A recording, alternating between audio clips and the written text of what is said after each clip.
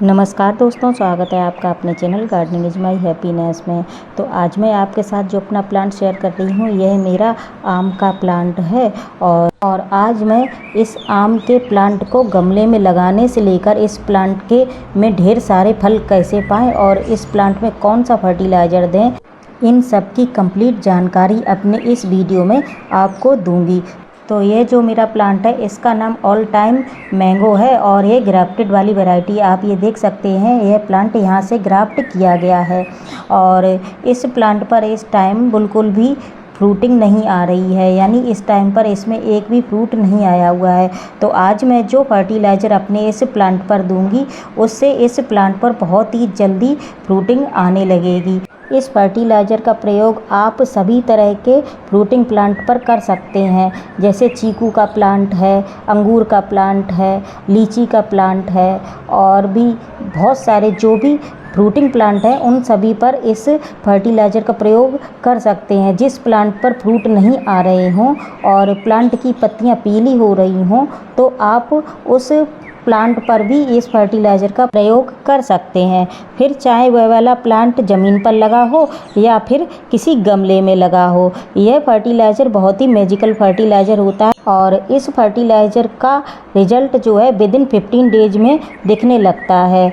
इस फर्टिलाइज़र को महीने में 2 बार 15-15 दिनों के अंतराल पर प्रयोग करना होता है। जब भी कभी हम कोई भी पौधे की रिपोर्टिंग करते हैं तो अक्सर पौधा शौक में चला जाता है, तो उस टाइम पर इस फर्टिलाइज़र का प्रयोग ज़रूर करना चाहिए। यह फर्टिलाइज़र ऑर्गेनिक फर्टिलाइज़र होता है और इसका नाम ह्यूमिक एसिड है। यह फर्टिलाइज़र जब प्लांट शौक में चला जाए तो उस टाइम यदि आप इस फर्टिलाइज़र को अपने प्लांट पर 15-15 दिन के अंतराल पर देते हैं तो वह प्लांट फिर से रिवाइव कर जाता है और बहुत ही अच्छी ग्रोथ करता है। इस फर्टिलाइज़र को बनाने के लिए इसकी जो क्वांटिटी है वह 1 लीटर में 1 ग्राम के लगभग फर्टिलाइज़र को डालना होता है। तो यह मेरा 1 लीटर पानी है और इसको मैंने 1 ग्राम के रूप में ही लिया है, यानी आधी चम्मच के लगभग इस फर्टिलाइज़र को मैं इस 1 लीटर पानी में डालकर अच्छे से घोल लूँगी। जब तक इसमें जो पार्टिकल्स दिखाई देते हैं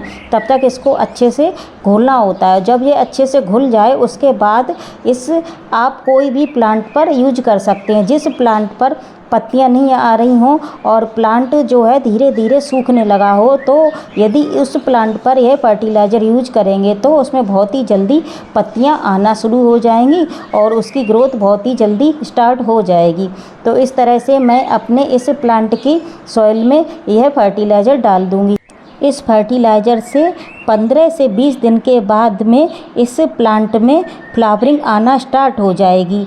सबसे पहले तो यह जान लेते हैं कि जब भी किसी फ्रूटिंग प्लांट के लिए सॉइल बनाएं तो वह बहुत ही पोरस व वेल ड्रेन बनाएं, जिससे पानी डालते ही बहुत जल्द एक्स्ट्रा वाटर गमले के ड्रेनेज होल से ड्रेन आउट हो जाए और केवल मिट्टी मॉइस्ट रहे। इससे प्लांट की रूट बहुत अच्छी तरह से ऑक्सीजन ले पाएंगी और प्लांट की अच्छी ग्रोथ होगी। और ये देखिए, एक मेरा और प्लांट है, इस पर पत्तियां आती हैं और थोड़े दिन में ड्राई होकर इस तरह से झड़ जाती हैं। तो इस प्लांट पर भी मैं अपने इस ऑर्गेनिक जो फर्टिलाइज़र है ह्यूमिक एसिड, इसका इस्तेमाल करूंगी। इससे इस प्लांट पर पत्तियां जो आएंगी तो आगे से ड्राई नहीं होंगी और प्लांट पर अच्छी ग्रोथ कुछ ही दिन में दिखाई देने लगेगी।